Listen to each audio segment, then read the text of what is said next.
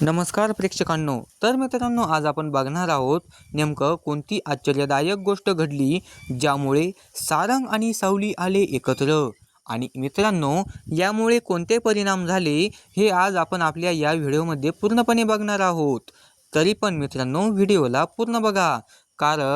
मित्रांनो, आजच्या व्हिडिओची सुरुवात इथून होते जिथे ओवीचा गाण्याचा क्लास संपतो आणि तेवढ्यात क्षमा वहिनी आणि सावली तिथे बाहेर येतात आणि तेवढ्यात तिथे ओवी पण आलेली असते.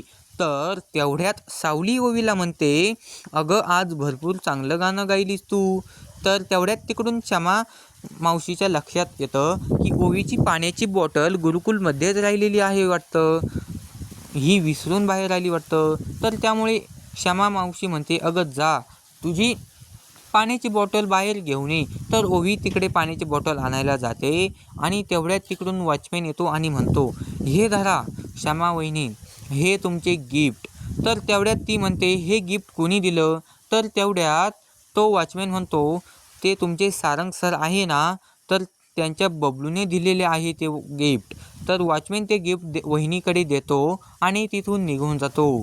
तर तेवढ्यात आता इकडे मित्रांनो, ते गिफ्ट बघितल्यानंतर इकडे सारंगचं नाव जे ऐकलेलं असतं सावलीने, ते ऐकल्यानंतर सावली भरपूर विचारात पडते आणि क्षमा वहिनींना विचारते की ते सारंग सर तर तुमची फक्त केस सॉल्व करणार होते, तर ते असं पर्सनल गिफ्ट त्यांनी का दिलं तुम्हाला? तर तेवढ्यात क्षमा वहिनी त्यांना म्हणते, अहो असं नाही, त्यांनी आमच्या जीवनाची एक नवीन सुरुवात केली. तर याच नवीन सुरुवातीसाठी एक नवी सुरुवात म्हणून त्यांनी मला हे गिफ्ट दिलेलं असतं. हे गिफ्ट आणि हो, त्यांची खूप मदत झालेली आहे माझ्यासाठी आणि हो, खूप राजा माणूस आहे हो तो. तर मित्रांनो, तेवढे ऐकून तिकडून ओवी पाण्याची बॉटल घेऊन आलेली असते तेवढ्यात. आणि मित्रांनो, इकडून सुद्धा सारंग आणि अबीर बाहेर फिरून आलेले असतात आणि त्याही गाडीपाशी बोलतच असतात. आणि अबीर आपल्या सुपर हिरोला म्हणत असतो, लक्षात आहे ना, लक्षात राहू दे, आपल्याला गड फिरायला जायचे आहे. ज्या दिवशी आपल्या गुरुकुलचा मोठा कार्यक्रम आहे त्या दिवशी आपण बाहेर जाऊया. तर तेवढ्यात तिकडे या दोघांचे बोलणं एक अनोळखी माणूस ऐकत असतो. तर तो मित्रांनो कोण? तो अनोळखी माणूस ज्याचे रहस्य सुद्धा लवकरात लवकर आपल्याला समोर येणार आहे. आणि मित्रांनो, तेवढ्यात आता मित्रांनो इकडून ओवी म्हणते, मॅडम मी जाते आता. आणि तर तेवढ्यात सावली म्हणते, अगं तुझे वडील आले की बघ, तर जा. तर तेवढ्यात ओवी इकडे डोकून बघते, तर तेवढ्यात तिचा बाबा तिकडून आलेला असतो. आणि तर ती सावलीकडे जाते आणि म्हणते, माझे बाबा आलेले आहे, मी जाते आता. आणि मित्रांनो, आता इकडं ज्या वेळेस ओवी आपल्या बाबाकडे निघते, तर तेवढ्यात अबीर पण इकडे आपल्या आईकडे जायला निघतो. तर या दोघांची तिथे मध्ये भेट होते. ओवीची आणि अबीरची चांगली एक भेट होते आणि ओवी अबीरला विचारते, कसं काय वाटलं तुला माझ्या बाबांच्या गाडीत फिरवून? तर अबीर म्हणतो, एकदम चांगलं वाटलं आणि हे मला फिरायला तुझ्यामुळेच शक्य झालं. आणि ओवी पण म्हणते, मला पण एवढं चांगलं गाणं गायला तुझ्या आईमुळेच शक्य झालं. आणि असं बोलणं ते तिथं आपापल्या घरी निघायला सुरुवात करतात.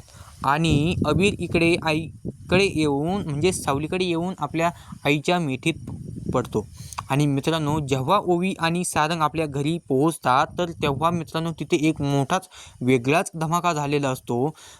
तो म्हणजे मित्रांनो, धमाका म्हणजे काही मोठा धमाका नसतो मित्रांनो, तो म्हणजे असतो बबलू काकांनी घरासमोर गार्डनमध्ये एक मोठा साऊंड लावलेला असतो, ज्याचा भरपूर मोठा गाण्याचा आवाज चालू असतो. आणि त्यामध्ये गाणं वाजत असतं आणि पाण्याची बॉटल घेऊन एक डान्स करत असतो तो. त्या डान्सला बघून ओवी आणि सारंग आल्यानंतर खूप हसतात आणि सारंग त्याला बोलू लागतो, अरे हे काय चाललंय? हे असं गाणं ऐकल्यानंतर बाजूची लोक काय म्हणतील आपल्याला? आणि तुला लोक हसतील अरे बबलू तुझ्यावर आणि म्हणतील, वेडा झाला आहेस का? तर बबलू त्याला म्हणतो, जाऊ दे, लोकांचं कामच आहे बोलायचं. तर आता सारंग त्याला ते गाणं बंद करायला लावतो, पण ओवीच्या हट्टामुळे ते गाणं पुन्हा चालू होतं आणि ते डान्स करायला सुरुवात करतात. आणि सारंग त्याला विचारू लागतो, अरे पण आज काय अशी आनंदाची बातमी आहे ज्यामुळे तू डान्स करत आहेस? तर तेवढ्यात बबलू काका सारंगला म्हणतो, अरे आपली ती साताऱ्याची केस सॉल्व झालेली आहे आणि त्या केसचा निकाल आपल्याच बाजूने लागलेला आहे. त्याच आनंदाच्या खुशीत मी आज नाचत आहे. आणि मित्रांनो तेवढ्यात आता ते काय करतात, ते गाणं बंद करतात आणि घरात जातात.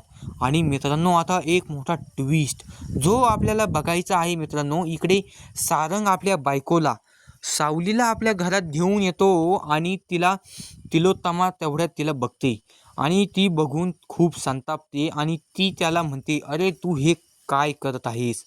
तू विसरलास का 8 वर्षापूर्वी काय झालं होतं? ह्या बाईने किती मोठी चूक केली होती. तर सारंग म्हणतो, हो सगळं माझ्या लक्षात आहे, सांगायची गरज नाही. आणि तर आता मित्रांनो तिलोत्तमा म्हणते आणि तिलोत्तमाचा राग पण वाढलेला असतो आणि तेवढ्यात ती म्हणते, तू मला उलट उत्तर देत आहेस आणि हे मला अजिबात जमणार नाही. तर सारंग तिला म्हणतो, आता हे सगळं तुझ्या इच्छानुसार चालणार नाही. जी चूक मी अगोदर केली होती ती आज मी करणार नाही. आणि मित्रांनो तो म्हणतो, हो लक्षात राहू दे, ती चूक मी स्वतः आधी माझ्या पद्धतीने सुधारणार आहे. तर एवढं बोलून मित्रांनो आता सारंग आपल्या बायकोला सावलीला घेऊन घरात जातो. आणि मित्रांनो आता इकडे तिलोत्तमा एवढी तापलेली असते. तर मित्रांनो आता इकडे तिलोत्तमा झोपेतून उठते आणि गडबडते, कारण जे तिने बघितलं होतं ते एक मोठं स्वप्न होतं ज्याचा तुम्ही पण विचार केला नव्हता. आणि ती झोपेतून उठल्यानंतर ओरडते.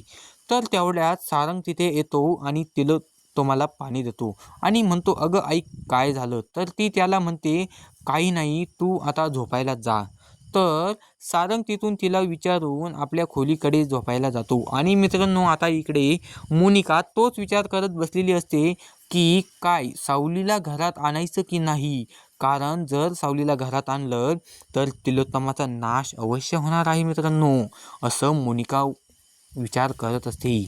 आणि ती म्हणते त्यामुळे जर सावलीला घरात आणायचा विचार करत असेल ती, तर ती म्हणते असा पण विचार जो जर तिलोत्तमाचा विनाश करत असेल तर सावलीला आणायला हवं.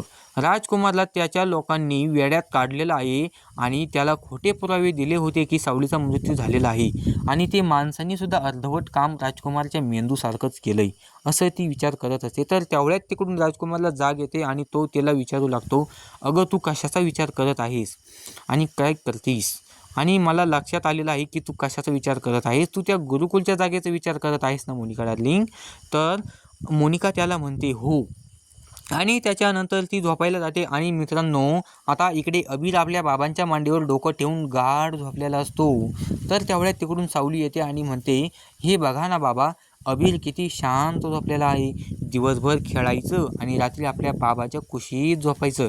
तर तेवढ्यात जगन्नाथ तिला म्हणतो, हो लहान बाळांचं असंच असतं, लहान मुलांना आईची माय आणि बापाचा आधार लागतोच.